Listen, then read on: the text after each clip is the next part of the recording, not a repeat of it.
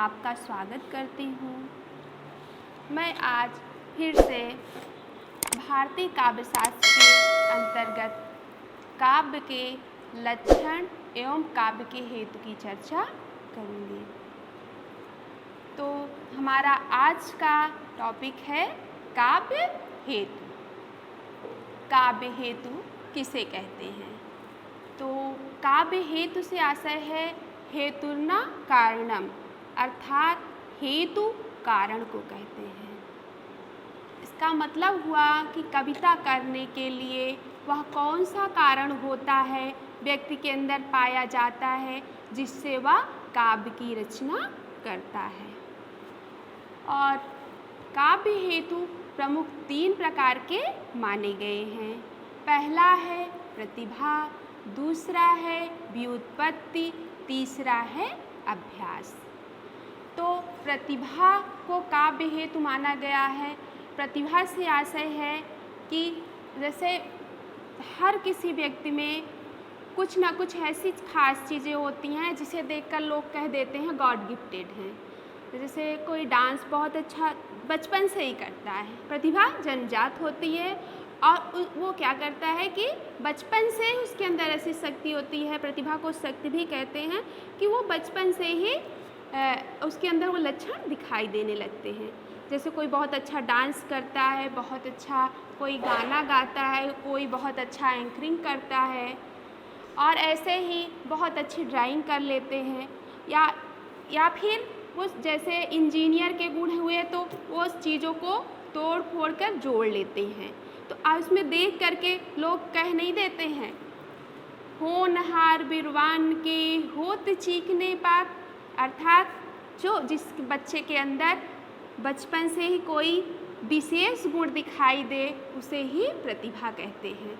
और ऐसे ही एक गुण होता है जब बच्चा बचपन से ही कविता लिखना प्रारंभ कर देता है, कविता पढ़ना प्रारंभ कर देता है, और इसी तरीके से काव्य हेतु के अंतर्गत ये प्रतिभा आती है। और कहते हैं कि कवियों में प्रतिभा जन्मजात होती है, अर्थात जो बड़े बड़े महान कवि हैं वो जो है बचपन से ही उनके अंदर ये शक्ति विद्यमान थी, यानी बचपन से ही उनके अंदर कविता करने का गुण था। दूसरा है व्युत्पत्ति। व्युत्पत्ति से आशय है कि व्यक्ति के अंदर कवि बनने का सामर्थ्य जन्म से तो नहीं रहता, कि वो छोटा है तभी से है, लेकिन वो बड़ा हुआ और उसकी इच्छा हुई कवि बनने की, तो वो क्या करे। इसीलिए कहते हैं, जैसे मान लीजिए हमें डांस नहीं आता, तो हमको डांस सीखना है, बचपन से हमने नहीं किया, अब शौक़ है, तो क्या करेंगे, हम डांस टीचर को ढूंढ लेंगे। वैसे ही व्युत्पत्ति है। व्युत्पत्ति से आशय कि व्यक्ति में कविता करने का गुण बचपन से नहीं होता, लेकिन वो गुरु के समक्ष जा कर के कविता करना, कविता लिखना सीख जाता है, उसे ही व्युत्पत्ति कहते हैं। तीसरा है अभ्यास। अभ्यास में कहा जाता है कि ना तो बच्चे में बचपन से गुण होते हैं कवि बनने के, और ना ही वो गुरु के समीप जाता है, अपितु वह स्वाध्याय से वो कविता करना सीख लेता है। हमारे रीतिकालीन कवि हैं वृंद, जिन्होंने बहुत सुंदर पंक्ति में इस अभ्यास को प्रस्तुत किया है, जो कुछ इस प्रकार है। करत करत अभ्यास ते जड़मति होत सुजान, रसरी आवत जात ते सिर पे पड़त निशान। अर्थात आप लोगों ने कभी गौर किया होगा तो एक ही कार्य को बार बार करते हुए थोड़ा सा उसमें संशोधन करके आप सीख जाते हैं। वैसे ही और रसरी आवत जात ते सिर पे पड़त निशान कहने का मतलब है, आप लोगों ने देखा है कि नहीं देखा होगा, जो कुएं होते हैं, कुआं जिससे पानी निकाला जाता है, तो रस्सी से पानी निकालते निकालते उस लोहे में भी निशान पड़ जाता है। तो वही कहते हैं कि निरंतर प्रयत्न करते करते एक ऐसा व्यक्ति जिसके अंदर ना ही बचपन से कवि बनने का कोई गुण है और ना ही वो गुरु के समीप गया, वह स्वाध्याय से कवि बन सकता है। तो ये तो हुआ काव्य हेतु। काव्य हेतु के 3 भेद बताए गए हैं, प्रतिभा, व्युत्पत्ति और अभ्यास। लेकिन हम इसलिए थोड़ा अलग भी पढ़ा रहे हैं क्योंकि ऑब्जेक्टिव क्वेश्चन बहुत आते हैं। ये तो समझने के लिए अच्छा है, लेकिन जैसे प्रतिभा के क्या कहते हैं, आचार्य रुद्रट ने 2 भेद माने हैं। पहला है सहजा, दूसरा है उत्पादा। सहजा से आशय है जन्मजात होती है, उत्पादा से आशय है उत्पन्न होती है। तो यहाँ आचार्य रुद्रट का मत है कि एक तो प्रतिभा बालक में जन्म लेकर के ही कवि बनने की शक्ति उसके अंदर होती है। दूसरा, महाकवि कालिदास की तरह जैसे वो देवों की आराधना करके उन्होंने काव्य की सर्जना करने की शक्ति प्राप्त कर ली।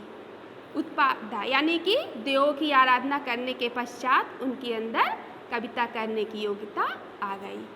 और हमारे एक दूसरे आचार्य हैं आचार्य राजशेखर, जो प्रतिभा के 2 भेद मानते हैं। पहली करित्री प्रतिभा, दूसरी भवित्री प्रतिभा। करित्री प्रतिभा से आशय है कवि में, अर्थात जो कविता लिखता है उसे करित्री प्रतिभा कहते हैं। और भवित्री प्रतिभा अर्थात जो भावक होता है, सहृदय होता है, यानी कि एक तो कविता लिखने वाला या कविता सुनाने वाला, दूसरे हैं क्या कहते हैं भवित्री, यानी कि पाठक, सहृदय या फिर श्रोतागण जो उसको सुनते हैं। ये 2 तरीके की प्रतिभा है। कहने का मतलब है, मैं अगर हिंदी बोल रही हूँ और आप जो है हिंदी के ज्ञाता हैं, तभी आप उस हिंदी को समझ पाएंगे। वैसे ही कहते हैं कि अगर कविता कहने वाला कविता कहता है लेकिन कविता सुनने वाला भी उसी भाव से सुनता है, तभी उस कविता का अर्थ स्पष्ट होता है, उसके रस को वह ग्रहण करता है। तो ये तो हुआ राजशेखर की करित्री और भवित्री प्रतिभा। और कुछ ऐसे विद्वान हैं जिन्होंने प्रतिभा की परिभाषाएं दी हैं, जिनमें से एक ऐसी आचार्य हैं, अक्सर प्रश्न आ जाता है कि प्रतिभावादी आचार्य किसे कहते हैं। तो प्रतिभावादी आचार्य पंडित राज जगन्नाथ हैं, जो 17वीं शती से संबंधित हैं। इनकी परिभाषा कुछ इस प्रकार है, तस्य चा कारणम कविगता केवल प्रतिभा। कहते हैं कि सिर्फ और सिर्फ एक ऐसा कारण है जो कि कोई व्यक्ति कवि बनता है, वो है प्रतिभा। इसके अलावा इस संसार में कोई और कारण नहीं है जिससे कोई व्यक्ति कवि बन सके, इसीलिए उनको प्रतिभावादी आचार्य कहा जाता है। और दूसरे हैं मम्मट। मम्मट जी कहते हैं, शक्ति निपुणता लोक शास्त्र काव्य विवेचना शिक्षाभ्यास इतु हेतु दुत भवे। अर्थात इनका कहने का मतलब है कि व्यक्ति में शक्ति होनी चाहिए, व्युत्पत्ति होनी चाहिए और अभ्यास। हमारे ये मम्मट जी जो कि अपने काव्य प्रकाश में 11वीं शती से संबंधित है, इन्होंने जो परिभाषा दी है शक्ति निपुणता लोक शास्त्र काव्य विवेचना, इसका अर्थ है कि ये काव्य हेतु के जो 3 भेद हैं, तीनों को कवियों में होना आवश्यक माना है। कहते हैं कि शक्ति, यहाँ इन्होंने प्रतिभा के स्थान पर शक्ति का प्रयोग किया है। एक प्रश्न आता है ऐसे ही कि कौन से ऐसे आचार्य हैं जो प्रतिभा के लिए शक्ति का प्रयोग करते हैं, तो प्रतिभा के स्थान पर तो वो हैं आपके आचार्य मम्मट। इनका कहने का मतलब कोई व्यक्ति जन्म से ठीक है बहुत अच्छी कविता लिखता है, पढ़ता है, लेकिन वो गुरु के समक्ष नहीं जाता, यानी व्युत्पत्ति, तो उसका जो बचपन में जो गुण है वो दबा रह जाता है। और अगर कोई गुरु के समीप गया भी तो भविष्य में वह निरंतर अगर अभ्यास नहीं करेगा तो वो भी जो है क्या कहते हैं अच्छी कविता नहीं लिख सकता। इसीलिए तो कहते हैं निरंतर अध्ययन करते रहना चाहिए, या आप में जो गुण हैं उनमें उनके निखार के लिए आपको निरंतर प्रयत्न करते रहना चाहिए। इसीलिए आचार्य जो मम्मट हैं, इन्होंने प्रतिभा, व्युत्पत्ति और अभ्यास तीनों को स्थान दिया है काव्य हेतु के लिए, यानी कविता लिखने के लिए। और अगले हैं अभिनवगुप्त। अभिनवगुप्त कहते हैं प्रतिभा अपूर्व वस्तु निर्माण क्षमा प्रज्ञा। ये कहते हैं कि प्रतिभा एक ऐसी चीज़ है जो कि अपूर्व, ऐसी चीज़ों का निर्माण करती है कि जिसे कोई कल्पना नहीं कर सकता। ये तो हुआ काव्य हेतु जिसकी चर्चा हमने की। अब अगला है हमारा काव्य लक्षण। जैसे काव्य लक्षण की चर्चा करने से पहले हम ये ज़रूर कहेंगे कि जब हम किसी चीज़ को देखते हैं कहते हैं कि जैसे हम मनुष्य को ही किससे संबोधित करते हैं, मनुष्य में ऐसे लक्षण होते हैं, जैसे वो बौद्धिक प्राणी है, वो क्या कहते हैं विचारशील है, क्रियाशील है, बहुत सी ऐसी चीज़ें जिसे हम अभी नहीं गिना सकते।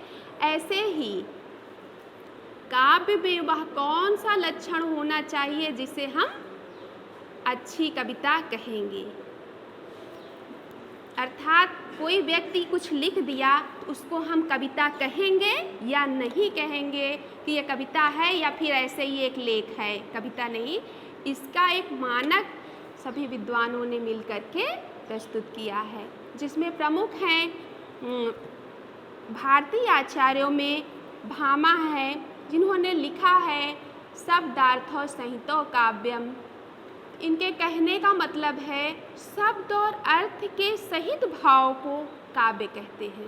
अर्थात जब आपने कोई कविता लिखी है, उसके शब्द और अर्थ दोनों मिल करके एक अच्छे भाव जब पढ़ने वाला पाठक हो उसके मन में जागृत हो, वही कविता है। लेकिन यहाँ आचार्य भामा जो कि अलंकारवादी आचार्य हैं, छठी सदी से संबंधित हैं, इन्होंने अपने इस परिभाषा में अतिव्याप्ति दोष को प्रकट किया है। ये इसलिए हम आपको बता रहे हैं क्योंकि एक प्रश्न आता है कि कौन सा ऐसा आचार्य है जिसने काव्य लक्षण में अतिव्याप्ति दोष, काव्य की परिभाषा में अतिव्याप्ति दोष विद्यमान है। तो ये आचार्य भामा का है। इन्होंने डायरेक्ट कह दिया शब्दार्थ और सहितो काव्यम, अर्थात शब्द और अर्थ के सहित भाव को काव्य कहते हैं। मैं आपसे पूछती हूँ, क्या हम कोई शब्द लिखते हैं तो उसका अर्थ नहीं निकलता? बहुत से ऐसे शब्द हैं जो लिखे जाते हैं, उनका अर्थ भी निकलता है, लेकिन उसे हम काव्य नहीं कह सकते। इसीलिए इनकी परिभाषा में अतिव्याप्ति दोष है। दूसरे हैं आचार्य मम्मट। इनका कहना है तद्दोषो शब्दार्थो सगुणावन लंकृति पुनः क्वापिछा। तो ये कहते हैं तद्दोषो यानी दोष रहित, शब्दार्थ शब्द और अर्थ से युक्त, सारे गुणों से युक्त जो भी लिखा जाएगा उसे हम काव्य कहेंगे। तीसरे हैं आचार्य विश्वनाथ, जो कि रसवादी आचार्य कहे जाते हैं, जो 14वीं सदी से संबंधित हैं। ये कहते हैं वाक्यम रसात्मकम काव्यम, अर्थात रस से युक्त वाक्य ही काव्य है। तो यहाँ पर इनके इस परिभाषा में भी दोष है। क्या हमको जितनी बातें सुनने में अच्छी लगे वही काव्य है? बहुत सी ऐसी बातें होती हैं जो हमको सुनने में, कविता जब पढ़ते हैं तो अच्छी नहीं लगती, लेकिन क्या वो काव्य नहीं है? वो भी काव्य की श्रेणी में आता है। इसीलिए विश्वनाथ जी की ये परिभाषा भी पूर्ण नहीं मानी जाती। तीसरा है दंडी की परिभाषा, जिन्होंने लिखा है शरीरम तो दिष्टार्थ व्यच्छिन्ना पदावली, के कहने का मतलब है कि भिन्न प्रकार की पदावली में लिखा गया काव्य ही, लिखी गई कविता ही काव्य है। और कि हमारे रीतिकालीन कवि केशवदास जी का तो कहना है यद्यपि सुजाति सुलक्षणी सुवरन सरस सुवृत भूषण बिनु न विराजई कविता बनिता में। हमारे केशवदास जी अलंकारवादी आचार्य हैं, ये कहते हैं कि यद्यपि सुजात सुलक्षणी सुबरन सरस सुवृत भूषण बिनु न विराजई कविता बनिता मित। अर्थात इनके कहने का मतलब है कि चाहे स्त्री हो या फिर कविता, जैसे स्त्री को बिना भूषण आभूषण के वो उसे सजा दिया जाए, आभूषण पहन ले तो वो सुंदर लगने लगती है, वैसे ही कविता के लिए अलंकार भी आवश्यक है। अगर अलंकार से युक्त कविता होगी तो वो कविता सुंदर होगी। और हमारे छायावादी कवि हैं सुमित्रा नंदन पंत, उनका कहना है कि कविता हमारे परिपूर्ण क्षणों की वाणी है, और कविता हमारे परिपूर्ण क्षणों की वाणी है। वहीं दूसरी ओर आचार्य रामचंद्र शुक्ल जी कहते हैं कि ज्ञान की मुक्तावस्था रस दशा कहलाती है। ज्ञान की मुक्तावस्था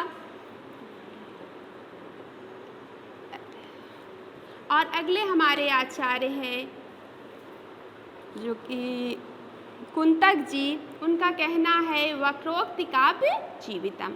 वो कहते हैं कि कविता के लिए वक्रोक्ति का होना आवश्यक है।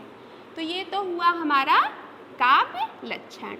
इससे बहुत से प्रश्न उठते हैं जो कि हम आपको बता दें। कुछ ऐसे प्रश्न आते हैं, जैसे पूछा जाता है कि क्या कहते हैं काव्य लक्षण में किसकी परिभाषा में अतिव्याप्ति दोष है, आप लोग कमेंट करके बताइएगा। और अगला प्रश्न ऐसे पूछते हैं कि कौन सा ऐसा आचार्य है जिसने क्या कहते हैं रस से युक्त वाक्य को काव्य कहा है, और किसे रसवादी आचार्य कहा जाता है, तो उत्तर तो आपका विश्वनाथ ही है। और ऐसे प्रश्न पूछते हैं कि कौन सा ऐसा आचार्य है जो छठी सती से संबंधित है। तो इस तरीके से आपके अनेकों प्रश्न बनते हैं, और अगर आपको कुछ और भी पूछना हो तो आप कमेंट करके पूछ सकते हैं। हम आपके लिए हमेशा उत्तर देने के लिए तैयार हैं। Thank you.